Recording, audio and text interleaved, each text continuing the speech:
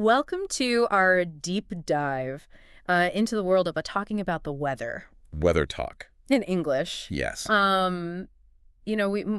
might think of it as just small talk, but we're going to uncover how much depth there really is Absolutely. to it.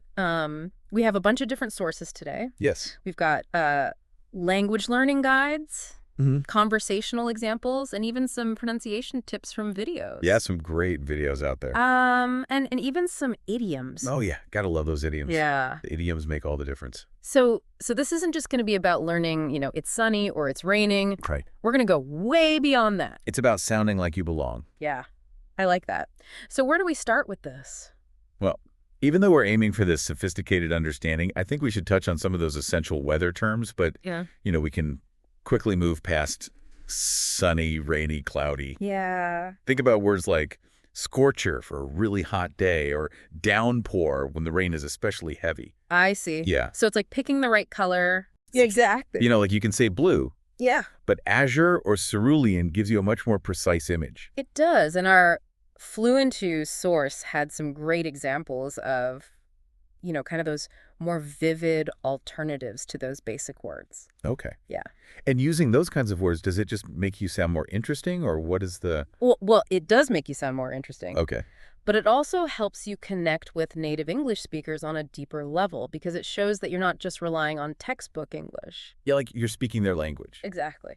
And speaking of connecting, one of our video sources, Oxford Online English, was talking about how weather is such a great conversation starter.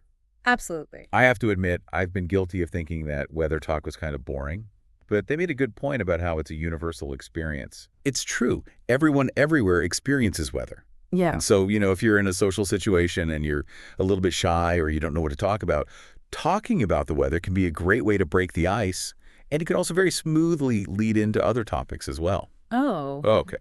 All right, I'm starting to see the potential here. Yeah. So we've mastered those vivid descriptions. We've gotten the conversation started. What's next on this fluency journey?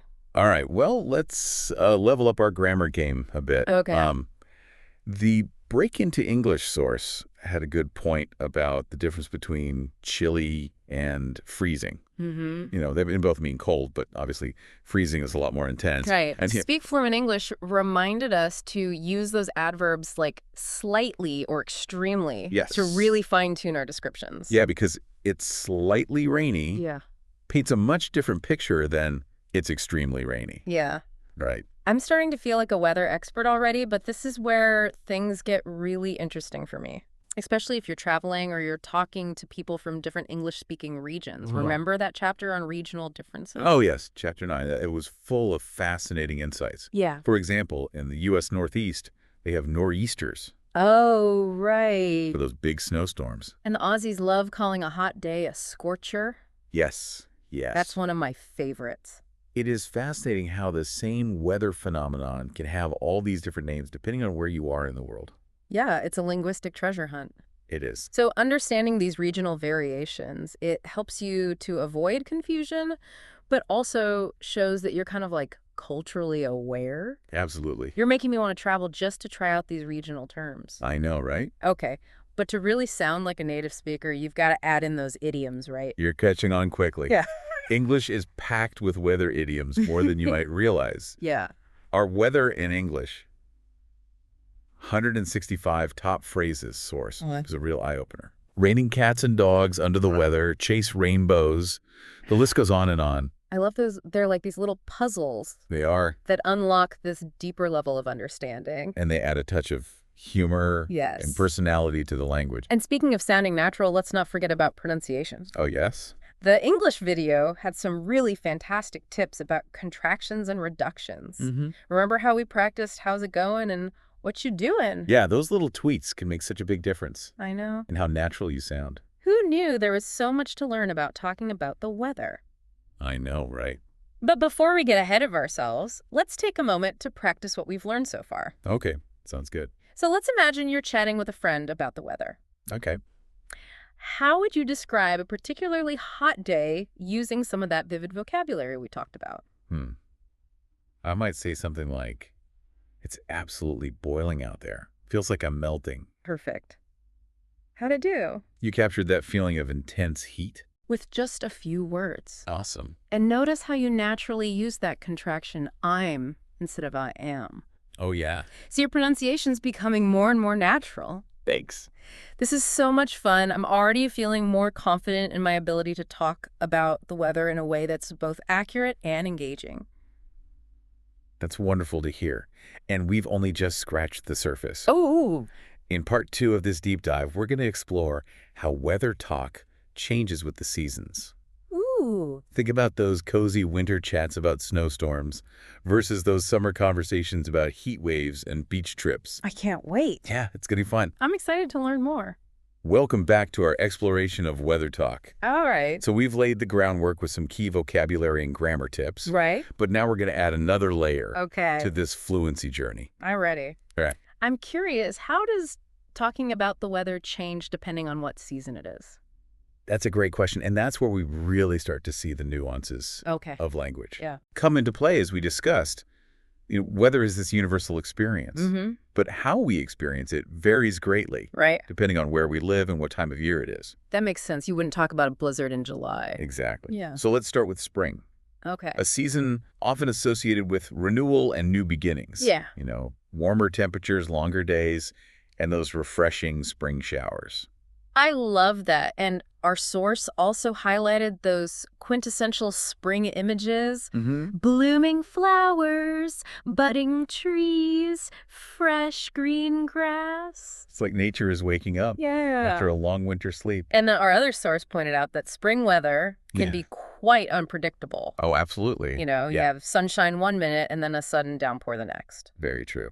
Which brings us to an interesting point about tenses. Okay. You might say, it's raining, present tense, Yeah. but then quickly switch to, it rained earlier, or even, it's going to rain again later.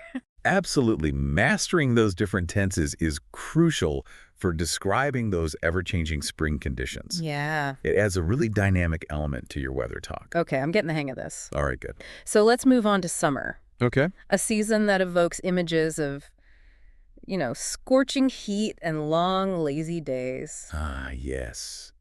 The paste-to-text source really captured the intensity of summer weather with words like sweltering, scorching, and heat wave. Wow. It even mentioned the dreaded humidity Gosh, don't remind me. that often accompanies those high temperatures. It's funny because I'm feeling warmer just thinking about it. Now, Summer is all about, beach trips, barbecues, yeah. those late night conversations where even the simplest topics revolve around the weather. Right, and don't forget those classic summer idioms Oh. like, it's hotter than a furnace out there. Yeah. Or, I'm melting. I love those. These phrases add a touch of humor and exaggeration to those sweltering summer days. It's like you're turning the heat up on your language. Aha, very good. Okay, let's shift gears to autumn, or as some of our sources call it, fall. Okay. The season of cooler temperatures, falling leaves, Yes. and that crisp, invigorating air. The pasted text source used some beautiful imagery It did. to describe autumn, mentioning terms like chilly, that crispness in the air, Yeah. and those vibrant falling leaves. It's the perfect time to, break out those cozy sweaters, Yes. sip on a pumpkin spice latte, Yes. go for long walks through, forests painted in shades of red, orange, and yellow. Beautiful. I love it. Yeah, and as the days get shorter and the nights get longer, Yeah. we start to anticipate the arrival of winter Okay. with its own unique set of weather patterns. Winter, the season of snow days, cozy nights by the fireplace. Yeah. Maybe even a snowball fight or two. And some hot cocoa. Right. But it also brings some challenging weather conditions. It does. We've got those freezing temperatures, the snowstorms, the icy conditions. Right. You have to be prepared. You do, and it's important to know how to describe those wintry conditions accurately, especially if you live in a region that gets a lot of snow and ice. Absolutely. Right. We've got blizzards, snowdrifts, even frostbite to contend with. Oh, yeah, those are good ones. Yeah. And speaking of contending those winter idioms, Yes. really paint a vivid picture. They do. It's colder than a polar bear's nose out there. Oh. I'm freezing my buns off. Yeah. Those are great. It adds a little humor to those frigid winter days. It does. And it also reflects kind of a cultural attitude towards winter. Yeah. There's a sense of resilience. Yeah. And even a bit of dark humor in those idioms. It's like we're acknowledging the challenges of winter, but also finding ways to laugh about them. Exactly. So we've covered the 4 seasons. I have. And I'm feeling much more confident in my ability to describe weather patterns throughout the year. That's great. But what about those subtle pronunciation nuances Yes. we talked about earlier? Pronunciation is key to sounding natural and confident It is. in English. And, even if you have the perfect vocabulary, if your pronunciation is off, it can really create confusion or even misunderstanding. Oh, absolutely. Yeah. So I'm ready for a pronunciation challenge. All right, let's do it. Let's tackle some of those words that often trip up learners. Okay, one that comes up a lot is humidity. Humidity. It's got that tricky combination of vowels and consonants. Yeah. The correct pronunciation is humidity. Humidity. With the stress on the second syllable? Not humidity. Right. Humidity. Got it. And then we have words like thunder and tornado. Thunder, tornado. Which can be easily confused. Oh, yeah. Because of those similar sounds, thunder has the stress on the first syllable. Okay, thunder. Thunder. Whereas tornado has the stress on the second syllable. Tornado. Tornado, good. And don't forget forecast. Oh, yes, forecast. It's forecast, not forecast. Exactly. These might seem like small details. Yeah. But they can really make a big difference in how you're perceived as an English speaker. I think so, too. Yeah. Paying attention to these subtle pronunciation points can elevate your weather talk from good to excellent. Absolutely. And remember, practice makes perfect. It does. The more you listen to native speakers and try these words out loud, the more natural they will become. I agree. Yeah. Okay. I'm feeling much more confident in my ability to talk about the weather no matter what the season or the pronunciation challenge. I'm glad to hear that. But what about those real-life conversations? Oh, yes. How do we actually use all of this knowledge to connect with other people? That's a great question. And that's what we'll be exploring in the final part of this deep dive. Okay. We'll delve into how to initiate weather-related conversations, keep them flowing, and even use weather talk to build deeper connections with people. I'm excited to put all this knowledge into practice. I think you'll do great. Welcome back. We've explored vocabulary, grammar, even pronunciation. We have. Now for the grand finale. Yes. Let's actually talk about those real-life conversations. Yes. Let's bring it all together. All right, so how do we use all this knowledge to navigate these conversations? It's like we've gathered all the tools. Okay. And now it's time to build something amazing. I like that. So we're going to move beyond the theory. Okay. And into the practice, showing you how weather talk can be a really powerful tool for connection and communication. So where do we start? How do we initiate these conversations? Well, one of our sources, Pasted Text, offers this treasure trove of phrases for starting conversations. All right. Both casual and formal in casual settings. It's all about being enthusiastic and engaging, even a bit playful. Playful. Yeah. Think about using exclamations or rhetorical questions. Okay. You could say something like, wow, what a gorgeous day. How are things with you? Or can you believe this heat? I'm practically melting. I see. So it's like an invitation to chat. Exactly. Yeah. Using the weather as that common ground. Right.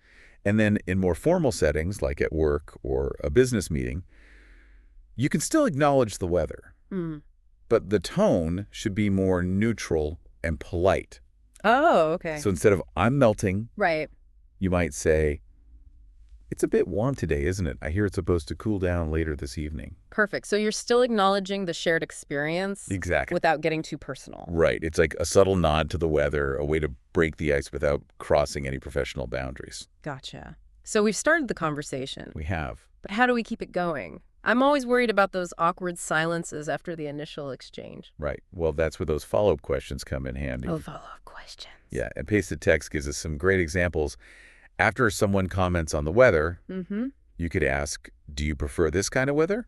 Or do you like it a bit cooler? Okay. Or what do you usually do when it's this hot, cold, or rainy? I like those. They show that you're genuinely interested in the other person's perspective. Exactly. Yeah, and they open up the conversation to other topics. Yeah, suddenly you're not just talking about the weather. You're learning about someone's preferences, their hobbies, maybe even their weekend plans. Right. So it's really a springboard for building a connection. But I wouldn't want to sound like I'm just reading from a list of questions.